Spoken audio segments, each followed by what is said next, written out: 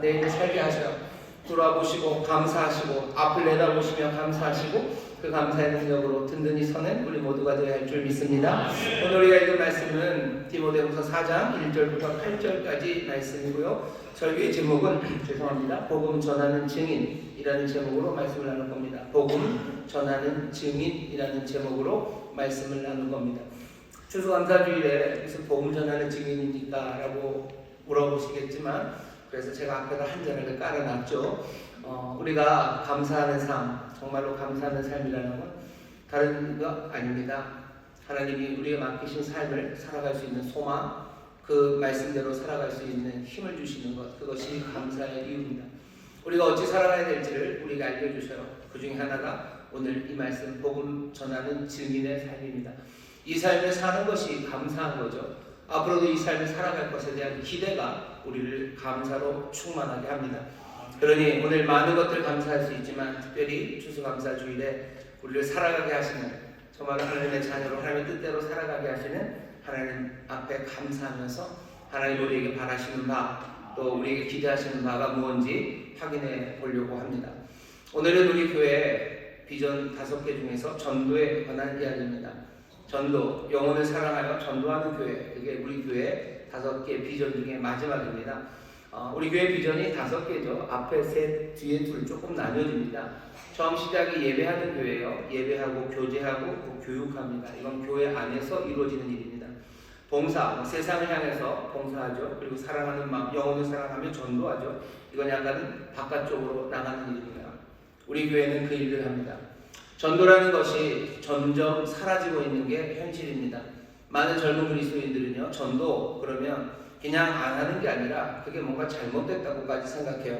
전도하는 건 뭔가 잘못된 거예요. 게다가 이건 옳지 않은 거예요. 사람들의 종교를 개종하는 거, 이건 굉장히 강제적이고 폭력적인 일이라고까지 생각합니다.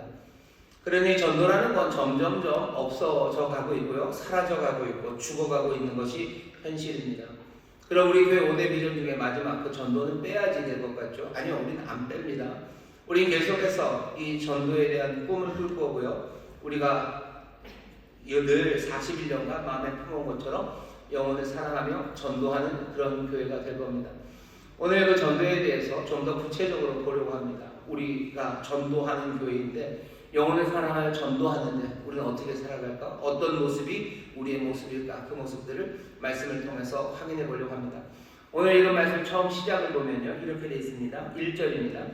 하나님 앞과 산 자와 죽은 자를 심판하실 그리스도 예수 앞에서 그의 나타나실 것과 그의 나라를 두고 엄히 명하노니.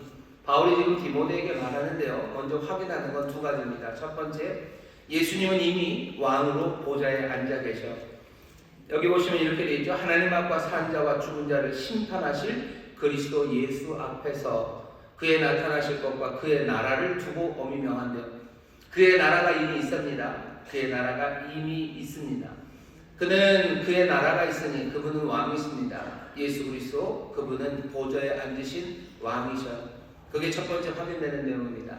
예수님은 보좌에 앉으신 왕이시고요. 2번째, 우리는 언젠가 그 왕이 심판주로 이 땅에 올 것을 볼 것입니다.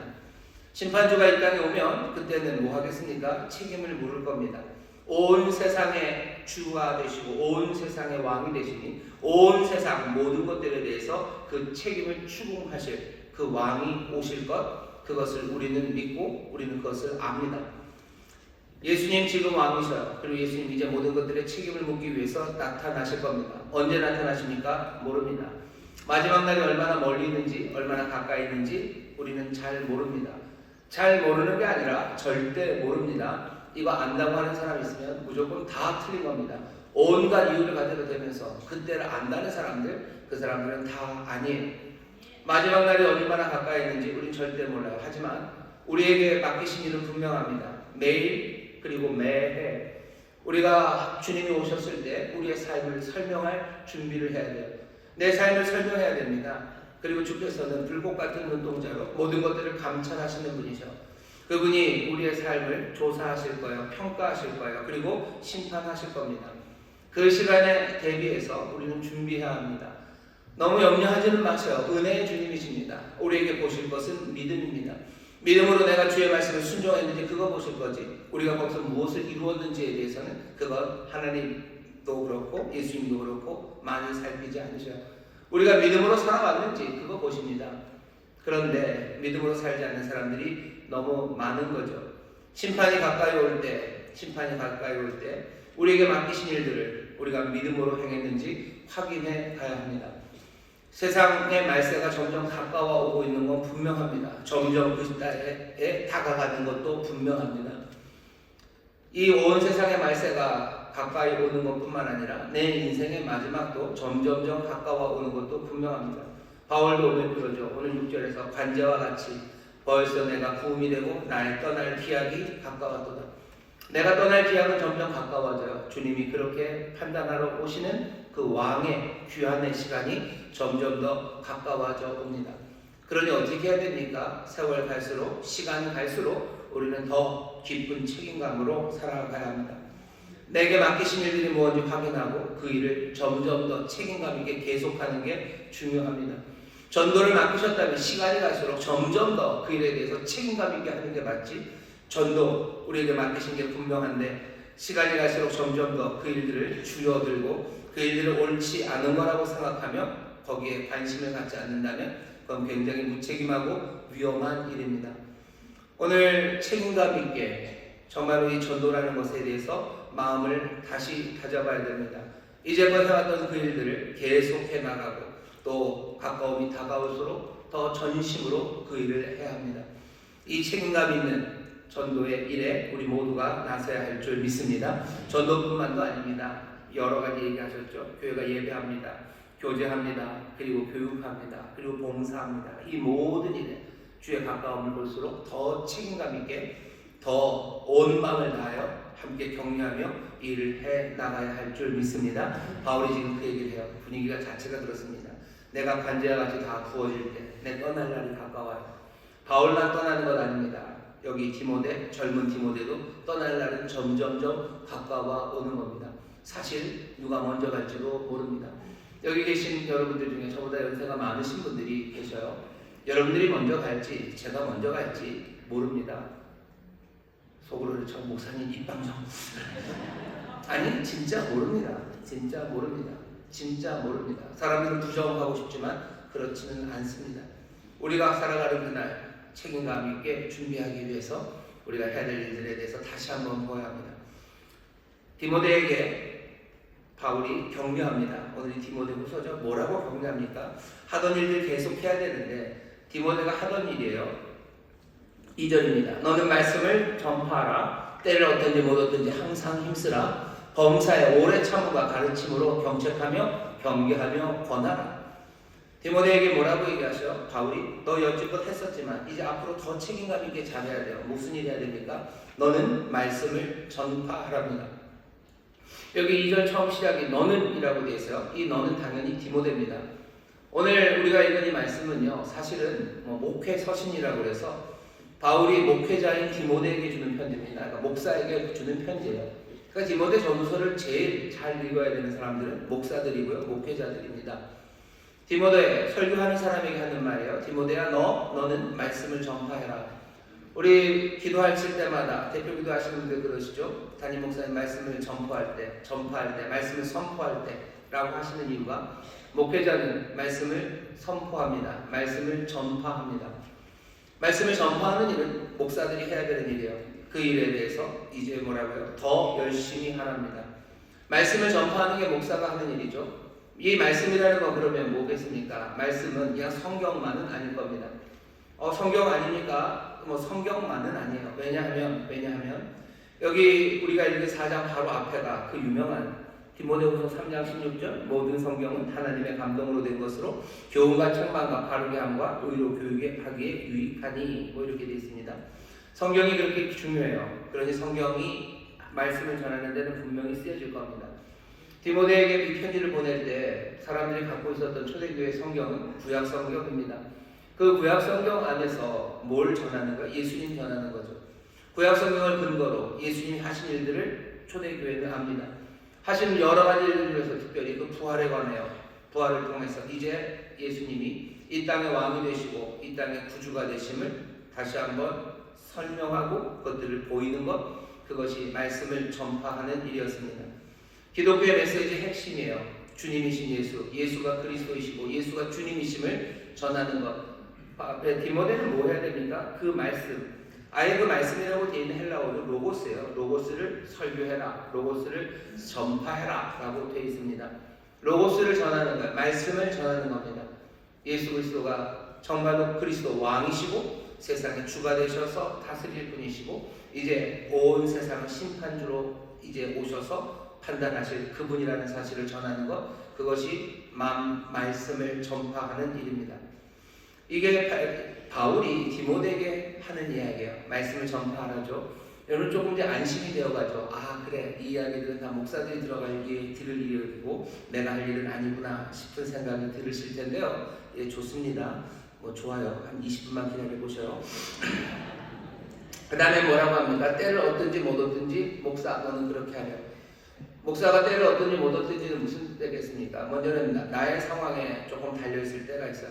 어떤 때는 지금 제가 하는 것처럼 말이 막 버벅대고요. 정신없고 뭔가 잘 안 될 때가 있습니다. 어떤 날은 말씀을 전하고 설교하기에 적합하지 않아요. 아프기도 하고 뭐가 좀 정신도 없고 힘들어서. 하지만 어떤 날은 아니에요. 어떤 날은 머리가 그냥 정말 맑고요. 설교 앞부터 끝까지가 다 생각나고요. 뭘 어떻게 해야 될지가 참 명확한 그런 날도 있습니다. 그런 날이 많진 않군이라고 생각하시는 거죠. 때를 얻든지 못 얻든지예요. 어떤 때는 때를 얻든지 못 얻든지. 하지만 설교하는 사람, 그 사람의 상황만 아니에요.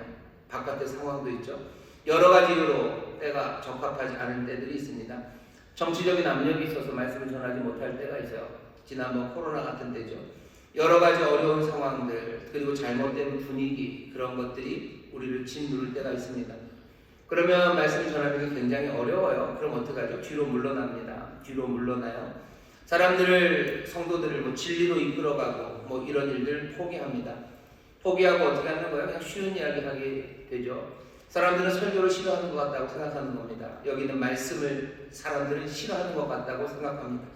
예수님이 왕이 되시고 예수님이 주가 되시고 또 예수님이 세상의 심판자가 되신다는 이야기를 사람들이 그렇게 즐거워하지 않는 것 같아요. 그러니 설교하기보다는 그냥 이런저런 묵상들로 축소하기도 하고요. 또 이 설교의 내용을 사람들이 좋아하지 않는 것 같으니까 어떻게 합니까? 그냥 세상에 여러 가지 이런저런 진부한 이야기들, 일반적인 이야기를 그것들로 축소해버립니다. 그럼 얼마나 쉬워요. 그죠? 때를 얻든지 못 얻든지 말씀을 전해야 되는데 그냥 어려울 때는 그냥 다른 이야기를 하고 힘든 이야기 말고 사람들 즐거운 이야기 하고 그렇게 하면 될 것 같습니다. 근데 바울은 뭐라 그래요? 아니, 때를 얻든지 못 얻든지 너는 말씀을 전파하라. 너는 말씀을 전하랍니다. 말씀을 전하라. 예수 그리스도 전하라. 예수가 왕이시고 예수가 구원자시고 예수가 세상의 심판자이심을 너는 전해야 된다고 그 말씀을 지금 디모데에게 하는 겁니다. 말씀을 선포하라는 이야기를 디모데에게 합니다. 왜? 디모데는 나이 어리고 어쩌면 수줍음 많고 어쩌면 염려가 많은 연약한 사람이기 때문에 그래요. 격려해야 됩니다. 디모데야, 뒤로 물러나지 말아라. 너 말씀을 선포하는 게 네가 할 일이다. 너 뒤로 물러나지 말아라. 때를 얻든지 못 얻든지 이 일을 해야 한다고 지금 디모데를 격려하고 있는 겁니다. 이 격려에 하나 덧붙여지는 게 있어요. 3절입니다. 2절 뒷부분에 보면은 범사의 오래 참음과 가르침으로 경책하며 경계하며 권하라. 목사가 해야 될 일은 경책하는 일이에요. 경계하는 일이에요. 그리고 권하는 일입니다. 경책하죠. 잘못됐다고 말해야 돼요. 너 잘못됐다. 책망하는 일. 그 다음에 또 뭐합니까? 경계하는 거야. 경고하는 거야. 그러면 안 된다. 너 잘못됐다. 너 그러면 안 된다. 그 다음에 권하죠. 그리고는 격려합니다. 선한 일, 의로운 일을 격려하는 것, 그 일을 해야 돼요. 이 일 하는데 어떻게 하랍니까? 여기 보면 오래 참음과 가르침으로 그 일을 하랍니다. 오래 참음으로 하는 거예요. 설명하면서 하는 겁니다. 왜 중요한지 설명해야 돼요. 그 주제의 뿌리까지 내려가서 이게 무슨 가르침인지를 설명해 내야 됩니다. 쉽지 않죠? 오래 참음, 인내가 필요합니다. 말하는 사람이나 듣는 사람이나 인내해야 돼요. 원래 배운다는 건 그렇습니다. 한 번에 다 배워요. 그냥 너 이거 잘못됐다. 그 얘기만 들으면 됩니까? 어제 그제 무슨 결과, 중요한 판결, 선고가 나와서 선고의 주문은 짧습니다. 뭐뭐에 처한다. 그럼 끝이에요. 그리고 그 뒤에 아주 긴 보니까 뭐 100페이지가 넘는다 그러죠. 100페이지가 넘는 설명들이 있어요. 사람들이 이거 잘 안 읽죠. 잘 안 읽죠. 왜? 인내해야 되기 때문입니다. 쓰는 사람도 마찬가지예요. 그냥 너 틀렸다라고만 말하면 좋을 것 같은데 아니요. 재판장은 설명해야 됩니다. 쭉 그 긴 이야기를 설명해요. 목회자는 어떻게 해야 됩니까? 말씀을 전파해야 됩니다. 예수님 전해야 되는데 그 일을 오래 참음과 가르침으로 해야 돼요. 인내가 필요한 일입니다. 공격적으로 할 수 없어요. 강압적으로 할 수 없어요. 그냥 너 틀렸다고 그러면 안 된다고 해야 된다고 그렇게 하는 건 아니라 오래 참음과 그리고 가르침으로 그 일을 하랍니다. 그게 목사들이 해야 될 일이에요. 여러분들 점점 얘기가 흥미진진해지시죠? 왜? 여러분들 얘기가 아니라 제 얘기 같으니까. 구태 얘기가 아니라 제 얘기만은 아닙니다. 우리 교회 목사가 저만 있는 건 아니잖아요. 예, 다른 목사님들 있잖아요. 다른 목사님들이 있고 말씀을 전하는 사람들, 그 사람들에 관한 이야기는 분명해요. 오래 참음과 가르침으로 말씀을 전파합니다. 기대해야 되는 건 여기 경책하고 경고하고 권하는 일이에요. 뭔가 잘못됐다고 말할 거예요. 너 그러면 안 된다고 말할 거고요. 그리고 뭐요? 이렇게 해야 된다고 그 말이 들려올 겁니다. 그런데 여기 이 설명하고 경고하는 이야기를 바울이 뒤로 미루지 않습니다. 디모데에게 바로 경고합니다. 바로 경고하고 그 경고를 설명합니다. 어떤 일 때문에 그러냐면 이런 일이죠. 3절서부터 보면 때가 이르리니 사람이 바른 교훈을 받지 아니하며 귀가 가려워서 자기의 사욕을 쫓을 스승을 많이 두고 또 귀를 진리에서 돌이켜 허탄한 이야기를 쫓으리라. 상황은 어떻게 된 겁니까? 머지않아 이건 지금 교회 안에서의 이야기예요. 교회 안의 사람들이 왜? 디모데는 목회자입니다. 교회 안의 사람들이 바른 교훈을 받지 않아요. 귀가 가려워서 자기의 사욕을 쫓을 스승을 많이 두고 그 귀를 진리에서 돌이켜 허탄한 이야기를 쫓을 겁니다. 무슨 얘기입니까? 나에게 정말로 중요하고 필요한 그 이야기, 그 가르침에 귀를 기울이지 않아요. 나를 믿음 안에서 건강하게 하는 그런 말씀에 귀를 기울이지 않아요. 사람들은 다른 것들 찾아갑니다. 의사 선생님한테 갔더니 의사 선생님이 당신 살려면은 이렇게 해야 된대요. 이거 먹으면 안 되고 이거 먹으면 안 되고 이거 먹으면 안 된대요. 그러니 화가 나기도 하고 힘들죠. 그럼 어떡합니까? 사람들은 다른 의사를 찾아가요. 언제까지? 그거 먹어도 된다고 하는 의사 나올 때까지. 그거 나오면 그거 먹어도 괜찮다고 그거 말하는 의사 찾을 때까지 찾아 나섭니다. 자기가 듣고 싶어하는 말 그것 듣기 위해서 그런 설교자를 찾아서 이리저리 이 교회 저 교회를 전전하는 사람들이 많아질 거랍니다. 지금은 그게 더 쉬워요. 그냥 다리품 팔아서 이 교회 저 교회 가서 앉아서 들어볼 필요도 없어요. 그냥 인터넷에 보면 쭉 리스트가 있고요. 게다가 알고리즘, 추천수, 조회수 이런 것들이 아주 골라 잡기 좋게 만들어 놨습니다. 그러니 사람들은 그렇게 자기에게 듣기 편하고 자기에게 만족이 되는 것 그거 찾아갑니다. 자기에게 좋고 만족이 되는 게 항상 건강하고 뭔가 그런 게 아니에요. 만족을 찾는 건 항상 내리막입니다. 뭐냐면 우리를 편하게 해주는 거예요. 지금이 괜찮다고 말해주는 거예요. 그게 편하죠. 지금은 틀렸다고 말하면 고쳐야 됩니다. 그러니 편하지 않아요. 더 배우지 않아도 된다고 말하는 사람들, 그런 설교자들 찾아가고 싶어요. 왜? 배우지 않아도 되죠. 고민할 필요 없죠. 다 그냥 이미 다 돼 있죠. 행동 바꿀 필요가 없다고, 살던 대로 살면 된다고, 모든 규칙들, 하나님의 말씀들, 그 말씀들 지켜야 될 이유 없다고 말하는 사람들, 그런 사람들 찾아갑니다. 아니 어쩌면 그냥 내 삶을 바꾸는 힘든 것, 그거 피할 뿐만 아니라 세상에 말하는 이성 그것에 어긋나는 방식, 그 방식들도 피하려고 해요. 복음서에 나오는 예수님의 이야기가 다 믿을 필요 없다고, 떡이 그렇게 됐다는 거 그거 믿을 필요 없다고, 아니 더더군다나 어떻게 부활을 믿냐고 그렇게 가르치는 사람들, 그게 편하죠. 교회 와서 예수님 부활하셨다고 하면 그때부터 고민이 시작되는 거예요. 예수님이 어떻게 부활하셨을까? 그 부활의 생명은 뭘까 고민이 되는데, 그렇게 믿을 필요 없고 그냥 부활을 위한 이야기일 뿐이고 예수님의 그 가르침에 영향이 남아있는 거라고. 얼마나 편합니까? 이성적이라고 생각하고 합리적이라는 세상에서 훨씬 더 듣기 편한 이야기들, 그것들 따라갑니다. 사람들이 듣고 싶어하는 말들이요. 사람들 그걸 찾아서 계속해서 갈 겁니다. 그러면 교회는 어떻게 되겠습니까? 심판주가 오실 거예요. 심판주가 오실 거예요. 그 왕이 당신의 나라에 온전히 나타나실 그때가 오는데, 교회는 말씀을 전파하는 것 아니라 그 말씀대로 살아가는 것 아니라 그냥 세상에 내 만족과 그리고 세상의 요구를 따라 이리저리 떠밀려 갈 뿐입니다. 그러니 어떻게 해야 돼요? 5절입니다. 그러나 너는 하면서 너는입니다. 5절의 처음 시작은요. 인칭대명사 너는이 그냥 확 나와 있어요. 쓸 필요 없습니다. 근데도 써놓았다는 건 강조하기 위해서요. 너! 다른 사람들은 그렇게 할지 모르겠지만 어쩌면 다른 설교자들은 그렇게 할지 모르겠지만 너 티모데 너는 그러나 너는 그렇게 하면 안 돼요. 5절입니다. 그러나 너는 모든 일에 근신하여 고난을 받으며 어떻게 해요? 전도인의 일을 하며 내 직무를 다하라. 너는 그러면 안 된답니다. 이 모든 위험을 알고 경고해 주는 거죠. 네가 해야 되는 일, 초질관해야 되는 그 말씀을 전파하는, 말씀을 전파하라고 2절에 그랬었죠. 그 전도인의 일을 하랍니다. 전도인의 일을 하래요. 계속해야 됩니다. 그것으로 부름 받았어요. 디모데가 안수받은 것은 다른 이유 아닙니다. 어렵고 힘들어도 이 일 하라고 안수받은 거지 편하게 살려고 안수받은 것 아닙니다. 갖춰야 될 것, 세상에 인정받는 뭔가가 아니라 정말로 그 부르심의 충성과 인내로 감당해내는 것, 그것이 디모데가 해야 할 일입니다. 목사들에게 기대할 일은 이런 일입니다. 그리고 제가 해야 될 일도 이런 일입니다. 이 일에 최선을 다하고 이 일에 모든 하나님의 도우심으로 감당해내는 것. 오늘 우리가 교회의 비전을 얘기해서요. 증인, 영혼을 사랑하여 증인되는 교회죠. 영혼을 사랑하여 증인되는 교회, 인천순복음교회는 누가 있습니까? 여기 말씀을 전파하는 사람이 있어요. 말씀 전파가 전도입니까?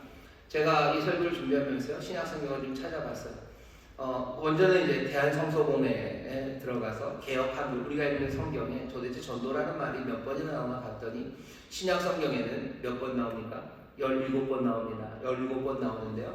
헬라어로는 딱 두 종류예요. 하나는 케이루소, 하나는 유앙겔리소입니다. 케이루소라는 건 뭐냐면 설교한다, 무슨 선포한다, 전파한다, 전한다는 뜻이에요.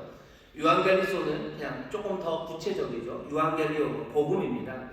이상한 단어예요. 복음을 전하다. 그냥 이게 전도라는 말. 전도로 17번 번역했는데요. 다 이 두 가지 말에서 나오는 겁니다. 케이루소, 거기서 나오는 명사형, 캐리그마, 아니면 유앙겔리소, 복음을 전하다. 그리고 유앙겔리스테이스, 그래서 복음 전하는 사람, 여기 나오는 전도인이라고 나오는 것이 보통 전도를 번역한 헬라어입니다. 전도를 지금 우리가 현실에서는 그런 식으로 정의를 하죠. 복음을 증거해서 사람들로 하여금 예수님 영접하게 하고 교회로 인도하는 것. 우리는 그거를 전도라고 불러요. 전도합시다. 그러면 그런 일이에요. 분명히 그런 뜻이 있습니다. 하지만 성경 안에서 전도라고 우리가 번역했을 때 우리가 가져야 되는 생각 중에 하나는요. 전도는 뭡니까? 전파하는 일이에요. 어쩌면 설교하는 일이에요. 우리 인천순복음교회는 영혼을 사랑하여 전도합니다. 영혼을 사랑하여 말씀을 선포하는 일이 가득한 교회입니다. 우리 교회의 비전이에요. 우리 교회의 꿈입니다. 우리 교회 설교자들이 말씀을 전파하는 것에 대해서 여러분 기대하셔요. 사람들이 싫어하고 또 귀가 가려워서 귀 긁어주기를 원할지 몰라도 이 일에 대해서 물러나지 않고요. 이것 때문에 그냥 진부한 얘기하지 않고 계속해서 예수님이 왕이시고 예수님이 심판주가 되신다는, 어쩌면 고민하고 오랜 참음으로 가르쳐야 되는 이야기를 계속해서 해낼 겁니다. 예수님이 왕이시기에 우리가 어떻게 살아야 되는지, 예수님이 심판주시기에 우리가 어떻게 살아야 되는지, 이 왕이 우리를 어떻게 도우시는지, 이 왕과 함께 이 복음으로 살아가는 삶이 무엇인지 함께 고민하고 가르치고 그것들 따라 살아가는 것, 그 일이 우리 교회 안에 일어나야 되는 일입니다. 여러분들 목사가 그 일을 해야 되는구나 라고 생각하지만 너무 안심하지 말라고 그러셨죠. 5절에 나오는 전도인이라는 게 이게 유앙겔리스테이스입니다. 유앙겔리스테이스. 그래서 전도하는 사람, 복음을 전하는 사람이에요. 디모데는 복음을 전하는 사람입니다. 전도인이라는 말이, 전도라는 말이 우리 번역으로는 17번 나오는데요. 전도인이라고 사실은 번역되어야 되는 말은 한 번 더 있습니다. 뭐냐면 사도행전에 있어요. 사도행전 18장, 사도행전 8장 12절에 전도인 빌립이라는 말이 나옵니다. 전도하는 사람 빌립이요. 집사님이죠. 그냥 딱 두 번이에요. 디모데가 그 전도인입니다. 유앙겔리스테이. 그렇죠. 유앙겔리스테이테 이렇게 쓰는데요. 두 번 다, 한 번은 디모데에게, 한 번은 빌립 집사님에게 썼어요. 이 얘기는 무슨 얘기죠? 목사에 관한 이야기만은 아닙니다. 오늘 우리가 읽은 본문 8절에 보면 주의 나타나심을 사모하는 모든 자라고 되어 있어요. 주의 나타나심을 사모하는 모든 자, 전도인 빌립, 이 모든 사람들은 이 책임을 감당하는 사람들에게 하나님께서 의의 면류관을 주실 겁니다. 사도행전에 보면 너희는 내 증인이 되라고 하시죠. 너희는 내 증인이 되라고 합니다. 여기 사도행전에 나왔던 그 산에 있었던 사람들은 사도들만은 아니에요. 당시에 모든 예수를 따르는 사람들, 그 사람들에게 예수님께서 너희는 내 증인이 되라고, 성령이 임하시면 예루살렘과 온 유대와 사마리아 땅끝까지 이르러 내 증인, 나의 증인입니다. 증인이 되리라고 말씀하셨어요. 그리고 정말로 빌립은 전도인이 됩니다. 그 복음을 전하는 사람이 되어 오늘 여기 우리가 읽은 디모데후서 말씀이 분명히 먼저는 1차적으로는요 목회자에게 주는 말씀이 분명합니다. 하지만 주를 사모하는 모두가 전도인이라는 말로 연결되기 시작한다면 우리도 이 디모데후서 말씀, 우리라는 말을 하면 조금 이상하니까 우리 모든 성도님들도 이 말씀의 주인공이 되어야 하고 이 말씀이 여러분들에게도 주어지는 말씀입니다. 여러분들 말씀을 선포하는 사람이요, 여러분들 복음을 말하는 사람이요, 예수님 말하는 사람입니다. 전도한다는 것, 교회가 전도하는 사람, 우리가 전도하며 살아간다는 것은 그런 이야기입니다. 이런저런 이야기하는 건 아니고 뭔가 다른 것 아니라 분명하게 맡겨주신 이 사명, 증인의 사명을 감당하는 겁니다. 증인으로 살아간다는 것, 그래서 복음을 말하는 증인, 단 것 아니라 이 복음, 예수를 전하는, 예수가 그리스도시고 예수가 왕이시고 예수가 심판주 되심을 전하는 증인으로 산다는 것, 그것은 다른 의미보다는 먼저는 예수님처럼 되는 겁니다. 우리가 그리스도의 몸된 교회예요. 우리가 교회는 그리스도의 몸된 교회입니다. 당연히 그리스도, 예수 그리스도를 닮아가야 되겠죠. 왜 증인이 되는 것, 복음을 말하는 것이 예수님처럼 되는 겁니까? 왜냐하면 예수님도 증인이셨기 때문입니다. 예수님이 증인이셨어요. 아, 정말입니까? 요한계시록 3장 보면 3장 14절 보시면요, 라오디게아 교회에 편지를 보냅니다. 그러면서 이렇게 돼요. 라오디게아 교회의 사자에게 편지하기를. 누가 편지하시냐면요, 아멘이시오, 충성되고 참된 증인이시오, 하나님의 창조의 근본이시니가 가라사대. 예수 그리스도를 지칭하는 명사요. 그분이 누군지 아주 위대한 이름 세 가지를 알려줍니다. 하나는 아멘이셔. 그분의 이름이 아멘입니다. 그분은 아멘이요. 아예 정관사 호를 써서 호 아멘 그렇게 돼 있어요. 그 다음에 뭡니까? 그분은 그 다음이 호 마르티스요. 증인입니다. 그분은 아멘이셔요. 그분은 증인이셔요. 그리고 그분은 진리십니다. 그게 그분의 이름이에요. 예수님은 예수 그리스도, 우리 놀라우신 주님은 아멘이시고 또 그분은 증인이십니다. 이분이 어떻게 아멘이 되는지 보세요. 이분은 하나님에 대한 아멘입니다. 하나님에 대한 증인입니다. 성육신 하심으로써 하나님의 어떤 분인지를 분명히 확증해 주셔요. 얼마나 신실하신 분이신지, 얼마나 의로우신 하나님이신지를 육신이 되어 우리 가운데 오시면서 확증해 주신 것, 그것이 예수님이 하신 일이에요. 그분은 아멘이셔요. 그리고 그분은 증인이십니다. 이 땅에서 여러 가지 삶 가운데 고난과 죽음을 통해서 정말로 약속을 성취하시는 하나님의 놀라운 구원의 선물, 그 선물을 나타내셔요. 하나님의 구원을 나타내십니다. 그 고난, 그 모든 아픔들, 죽음을 통해서 증거해내셔요. 그러니 예수님은 호 아멘, 아멘이시고 호 마르티스, 그분은 증인이셔요. 부활하십니다. 부활하셔서 정말로 세상을 새로운 생명으로 채우시고 세상을 새롭게 하시는 하나님의 그 놀라우신 능력, 그 능력을 세상에 나타내셔요. 그분은 하나님의 아멘이시고 하나님의 증인이십니다. 예수님은 증인으로 사셨어요. 아예 그분의 이름이 증인입니다. 참된 증인이셔요. 신실한 증인이십니다. 예수님처럼 살아가는 삶을, 그러니 우리가 이제는 예수님이 하나님을 가리키고 하나님의 증인이 된 것처럼 우리는 뭡니까? 사도행전 1장 8절에서 너희는 내 증인이 되라고 하시죠. 이 선인이 쭉 이어지는 겁니다. 하나님 아버지가 아들을 보내신 것처럼 아들은 우리를 보내셔요. 아들은 아버지를 증거합니다. 아버지의 증인이에요. 우리는 아들의 증인입니다. 우리는 예수가 그리스도이심을 증거합니다. 우리는 예수 그리스도가 왕이심을 증거합니다. 그게 우리가 증인으로 살아가는 일입니다. 우리 성도들은 이 증거를 할 겁니다. 우리의 전도라는 건 그런 일입니다. 어떻게 해야 되겠습니까? 첫 번째는 말로 하시면 됩니다. 말로 하는 거예요. 말씀으로 증언하는 겁니다. 그러면 간증하라는 얘기구나. 맞습니다. 하지만 간증에서 좀 더 나가시기를 바랍니다. 간증이라는 게 사실은 증거라는 뜻이 돼요. 증거하는 거죠. 증인이 되는 거죠. 근데 지금 우리는 간증이라는 말을 조금 축소해서 사용합니다. 뭐냐면 나와 예수님 이야기죠. 나와 예수님 이야기로 축소시켜요. 내가 예수님을 어떻게 만났는지, 내가 예수님 만나서 얼마나 좋아졌는지 그거 얘기하면 된대요. 아니요, 그거 거짓말입니다. 우리에게 맡겨주신 이야기는 나와 예수님의 이야기를 하라고 하지 않으셨어요. 어떤 사도도 그렇게 하지 않았어요. 빌립 집사님 그렇게 하지 않았어요. 내가 예수님 믿어서 얼마나 좋았는지 거기서 멈춘다고요? 아니, 그건 아닙니다.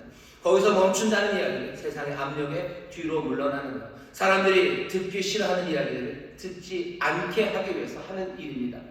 중요하고 귀합니다. 그것도 용감한 일이고 믿음으로 할 수 있는 일이에요. 하지만 여기서 멈출 수는 없습니다. 나와 예수님의 이야기, 그것에서 좀 더 가야 되죠. 왜냐하면 성경 안에서 증인이 된다는 것, 그것 넘어서를 요구하고 있기 때문입니다. 예수님과 나에 대한 것뿐만 아니라 정말로 기독교의 진리가 포함하고 있는 그 모든 것들을 향해서 더 펼쳐져서 이야기를 해야 됩니다. 예수님이 내 삶을 어떻게 바꾸셨나, 그것 넘어서서 말해야 되는 거예요. 예수님 내 삶뿐만 아니라 온 세상을 어떻게 바꾸시는지에 대해서 이야기하기 시작해야 됩니다. 예수님께서 내 삶을 다스릴 뿐만 아니라 예수님께서 온 세상의 왕이 되시고 구주가 되신 그것을 말하기 시작해야 됩니다. 왜냐하면 복음이라는 게 그렇기 때문이에요. 예수님이 나의 구세주가 되신 것, 그 복음이 내 것이 되었을 때 이야기고, 우리가 전해야 되는 건 나에게 온 복음, 그것 넘어서 이 복음을 증거하라고 하는 거예요. 우리는 능력이 없지만 우리가 전해야 되는 건 여전히 예수 그리스도십니다. 예수 그리스도는 세상의 왕이시고 온 세상의 구세주가 되신 분이지, 그분은 나의 구세주만은 아니잖아요. 근데도 이 말을 못하게 하는 세상에 짓눌려서 우리가 말하지 못한다는 것, 그건 아쉽습니다.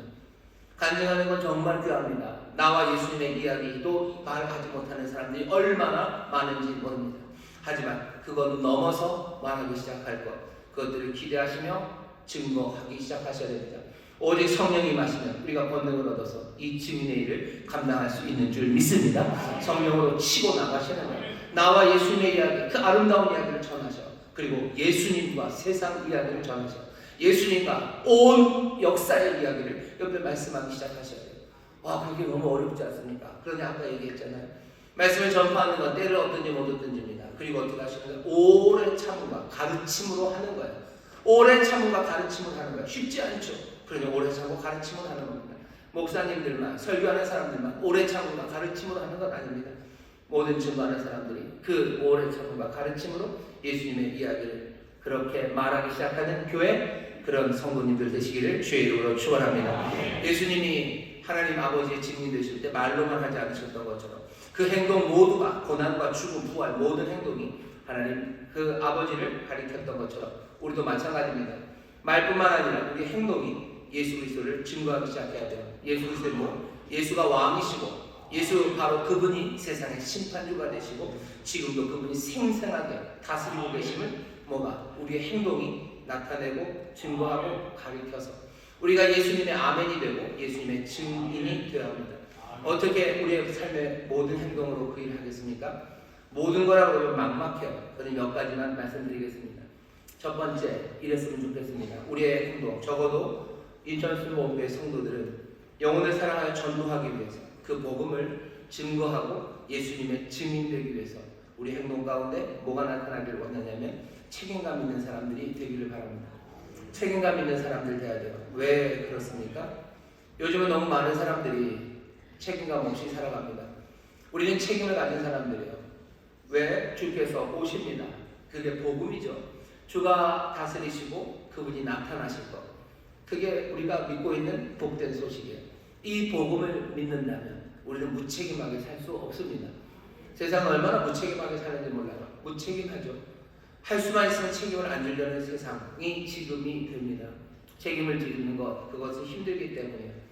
그냥 권력을 남용하고 관계를 이용하고 싶어하지 내가 책임지고 뭔가를 감당하려고 하지 않습니다. 예수는 십자가를 지고 나를 따르라고 하셔. 책임지고요. 감당한다는 어깨에 매는 겁니다. 어깨에 뭔가를 매는 것 사람들이 싫어하는 거죠. 사람들이 계속해서 묻는 질문이 저요? 라는 질문이에요. 저 말이 내가요? 왜 내가요? 라고 말해요. 예수의 사람들은 그렇게 말하지 않습니다. 예수의 사람들은 그 짐을 지는 사람들입니다. 우리가 예수를 믿는 복음을 증거하는 행동은 어떻게 나타나겠습니까? 요즘 보니까 그런 말이 있대요. 언보싱이래요. 언보싱. 보스 보스 있죠. 언보싱 그러면 보스가 되고 싶지 않대요. 위로 올라가고 싶지 않답니다. 승진하고 싶지 않답니다. 왜? 승진해서 뭐가 이사가 되고 책임 있는 자리 가면 뭐죠? 책임져야 되는 일들 많고 잘리기 쉽고 그러니 올라가고 싶지 않아 한답니다. 진급 바라지 않는데요. 어딘가 노사관계 하면서 노조랑 계약서를 쓰면서 승진 거부권 뭐 이런 얘기가 들리더라고요. 승진시키려고 해도 승진을 거부할 수 있는 권리를 노동자들이 얻겠다고들 말을 한답니다. 예전에 승진하면 좋아했죠. 아니요, 이제는 싫어합니다. 책임지기 싫은 거예요. 뭐 워라밸 이야기하면서 어디로 갑니까? 뭐 조용한 퇴직이에요. 조용한 사직, 무슨 일 하는 거죠? 그냥 최소한의 노력만 하는 거죠. 회사에 영혼을 갈아 넣을 필요 없는 거죠. 그냥 영혼 없이 회사 생활하는 거, 그게 제일 좋아요. 그래서 사람들은 꽤나 많이 정말로 조용하게 이미 사직한 사람들이 회사에 있습니다. 예수의 사람들은 어떻게 삽니까? 복음을 증거하는 사람들은 어떻게 삽니까? 우리는 이렇게 무책임하게 살 수 없는 사람들이에요. 우리의 삶은 점점 더 주께로 가까이 갑니다. 그날 모든 것들을 판단하신 이가 우리에게 오는 거예요. 우리에게 맡기신 일은 뭔데요? 주께 하듯 하라고 우리에게 말씀하셨어요. 그리고 그것이 우리의 삶에도 기쁨이 될 뿐만 아니라 온 세상을 주의 뜻대로 하나님의 복이 넘치는 세상을 만드는 하나님의 길입니다. 가정에서 모두가 다 책임을 다 방기하기 시작할 때 어떻게 될 것 같습니까?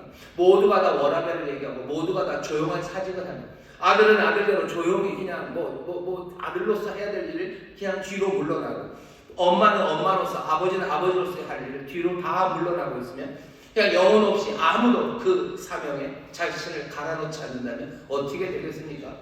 그 가정 그냥 콩가루 되는 거예요. 그리고 그 삶 자체도 엉망이 되는 겁니다. 그런데도 세상은 그렇게들 살아가려고 해요. 예수님이 왕이 되시고 주가 되신 복음 따라 살아가는 게 내 삶에 그리고 세상에 복이 되고, 그것이 정말로 세상을 하나님이 기뻐하시는 대로 만든다는 것, 그것 우리가 보여줄 수 있습니다. 말로 설명할 수 있어요. 말로 아니 하나님 말씀대로 살아야 된다고. 예수님이 왕이시고 그리스도시고 빛이고 진리시고 그 안에 생명이 있고 그분이 이제 오셔서 세상을 판단하시고 그 나라 이 땅에 충만해질 거라고 우리가 말합니다. 그리고 말하고 설명합니다. 뿐만 아니라 우리의 삶에 놀라운 책임감, 세상에서 볼 수 없는 그 책임감으로 살아가기 시작할 때 우리는 정말로 예수님의 아멘이, 예수님의 증인으로 살아갈 수 있을 겁니다. 또 무슨 생각하실 수 있냐면요, 모두를 위한 존중, 이런 것들이 있었으면 좋겠습니다. 뭐냐면 요즘은 점점 사람들이 다 갈라져. 부족주의죠. 사람들이 상대주의를 인정하면 세상이 평화가 올 것 같지만 절대로 그렇게 안 됩니다. 모든 게 뭐 다 가치가 있대요. 네 말도 맞고 내 말도 맞대요. 그러면 사람들이 평온하게 살 것 같죠? 아니요. 네 말도 맞고 내 말도 맞다는 거예요. 아무 말이나 맞다는 거예요. 그러니 아무 말이나 맞으면 어떻게 되는지 아십니까? 사람들은 합의하지 않아요. 그냥 내게 유익이 되고 뭐 다른 이유로 그냥 내 말. 그래서 모여있는 그 사람들은 무조건 다 옳죠. 무조건 다 옳습니다. 사실은 틀리고 깨뜨리고 그거 아니라고 말해야 되는데 그런 이야기를 듣지 않아요. 그러니 온갖 부족들이 생겨나고요. 아주 미개한 세상이 되어가 버립니다. 세상은 점점 더 유치해져 가고 있어요. 세상은 점점 더 발달이 덜 된 아이들처럼 살아갑니다. 퇴행되는 세상으로 살아가는 것, 그것이 우리가 지금 보고 있는 세상입니다. 우리는 뭐 어떻게 해야 됩니까? 아니 그렇지 않고 정말로 모두를 존중할 수 있고 뭔가 보편적인 뭔가가 있다고 믿고 그렇게 행동하기 시작해야 돼요. 사람들은 이거 정말 싫어합니다. 그리고 그냥 편먹고 살기를 원해요. 하나님이 바라시는 건 하모니요. 그냥 아무렇게나 하모니가 아니라 주의 진리와 주의 은혜 안에서 정말로 모든 세상을 품으시는 하나님의 뜻이 분명히 있습니다. 사람들의 뭐 상대주의적인 말들, 그래서 패거리를 짓는 일들, 그 일들 거기서 벗어나기 시작해야 돼요. 계속해서 끊임없이 주의 진리가 모두에게 적용되고 또 하나님의 길이 우리 모두를 살리는 길이라는 것, 그것을 우리가 보여주기 위해서 정말로 모두를 향한 존중이 필요합니다. 패거리 만들지 않는 일들, 편먹고 하는 것들을 깨뜨리려는 시도들, 그런 일에 동조하지 않는 일들, 그것이 복음을 믿는 사람들이 살아가는 방식입니다. 또 어떤 일이 있을 수 있냐면 지금은 세상이 소비주의 시대예요. 탐욕의 시대입니다. 이 탐욕의 시대에 하나님의 나라가 먹고 마시는 것에 있지 않고 오직 성령 안에서 의와 평강과 희락임을 보여줘야 합니다. 성령 안에서 살아가는 거죠. 단순하게 살아가는 거죠. 모두가 다 홈쇼핑에서 이것저것 50개씩 살 때 이 채널 저 채널을 돌아가기 시작할 때 무슨 패스트 패션이라고 해서 온갖 옷들을 철마다 몇 개씩 사 입기 시작할 때 우리는 그런 소비주의에 동조하지 않는 겁니다. 아예 그런 것보다는 옛날 방식이 더 좋아요. 기지 좋은 놈으로다가 옷 하나 해보셔서 오래 입으셔요. 오래 입으십시오. 남들은 그렇게 살지 않아도 우리는 그렇게 삽니다. 왜? 우리는 복음을 증거하는 사람들이에요. 소비의 세상으로 사는 건 아니에요. 탐욕의 세상으로 사는 건 아니에요. 그냥 남들은 챙겨놔야 된다고 생각할 때 아니요, 안 챙기는 사람들 돼야 되고요.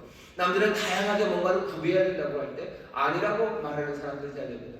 요즘 누가 그렇게 사냐고, 요즘 좋은 게 얼마나 많은데 그냥 촉촉하면 다 갖다 주는데 라고 말할 때 아니, 우리가 소비로 살아가는 건 아니고 정말로 우리가 살아가는 삶의 방식은 하나님 안에서 우리에게 주신 것들을 기뻐하고 감사하며 살아가는 거라고. 우리가 그 복음을 증거하는 겁니다. 예수가 왕이시고 예수님이 다스리시고 예수님이 심판하심을 우리가 확인하는 내 삶의 방식들이고 내 삶의 모습들입니다. 이 일들로 세상에 증거하십시오. 또 어떻게 하셔요? 마지막으로 우리 행동 가운데 크고 위대한 꿈들, 그것들을 시도하기 시작하십시오. 절망의 시대 모두든지 다 축소하려고 하고요. 모두가 다 주저앉으려고 해요. 하지만 우리는 하나님의 나라가 임함을 믿습니다. 주께서 다스리심을 믿습니다. 우리가 기도하는 건 뭐죠? 아버지의 뜻이 하늘에서 이루어진 것처럼 이 땅에서도 이루어지기를 바라요. 아버지의 나라가 하늘에서 이루어진 것처럼 이 땅에도 임하기를 바랍니다. 하나님의 나라, 하나님의 뜻, 그게 도대체 뭘 것 같으셔요? 그냥 절망 가운데 소박하게 주저앉아 있는 것이 하나님의 뜻이겠습니까? 그렇지는 않을 겁니다. 하나님의 관심, 그 일을 이루기 위해서 우리가 상상할 수 있는 것들은 어쩌면 지금보다 훨씬 더 위대하고 훨씬 더 거대한 것들일 겁니다. 세상의 악들과 죄 그리고 죽음, 그 모든 것들을 깨뜨리시는 하나님의 뜻이에요. 그것들을 상상하고 그것들을 향해서 움직이기 시작해야 합니다. 세상의 악이 어떻게 없어지겠습니까? 우리는 할 수 없어요. 하지만 그의 나라 임합니다. 왕이 다스리십니다. 그 세상의 모든 악이 치워질 것에 대한 꿈들, 그리고 그것들에 대한 위대한 시도들, 그것들을 해 나가는 겁니다. 우리가 다 이루어질 겁니까? 우리는 아니요. 하지만 그 일이 반드시 이루어질 것을 믿는 것은 만왕의 왕, 만주의 주가 이 땅을 다스린다는 그 복음을 우리가 믿기 때문이에요. 그분이 와서 다스리시고 그분이 심판하심을 우리는 믿어요. 우리는 이것을 증거하는 사람입니다. 다른 건 말하지 않아요. 우리는 이 복음을 전하는 증인입니다. 생명 걸고 얘기할 거예요. 위대한 꿈을 놓치지 마셔. 위대한 시도를 놓치지 마셔. 내 삶에 악이 대해지지 않을 거예요. 나는 그냥 그렇게 살아갈 거예요 라고 말하지 마시고, 내가 하나님의 거룩한 삶으로 일어설 것에 대한 위대한 꿈과 시도를 놓치지 마셔.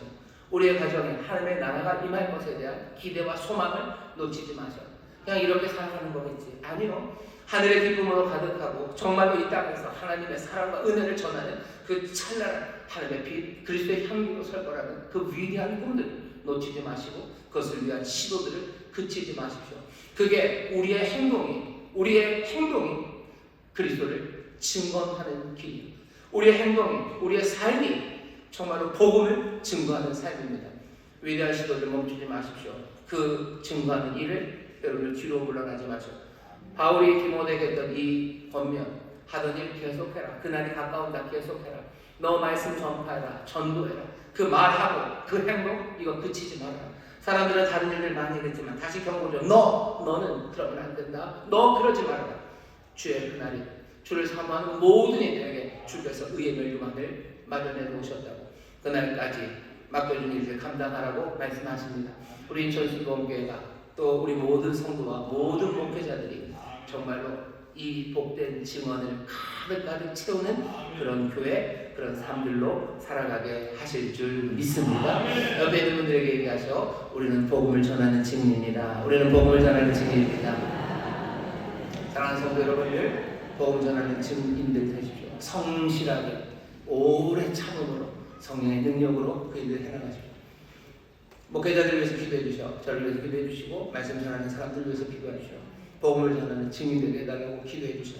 오래 참을 수 있는 사랑을 주시고 지혜를 주시고 용기를 주셔서 그렇게 말하고 그렇게 행동할 수 있도록 모든 목회자들 위해서 기도해 주십시오. 인천순복음교회가 갖는 비전과 꿈입니다. 여기는 복음을 전하는 증인들이 가득합니다.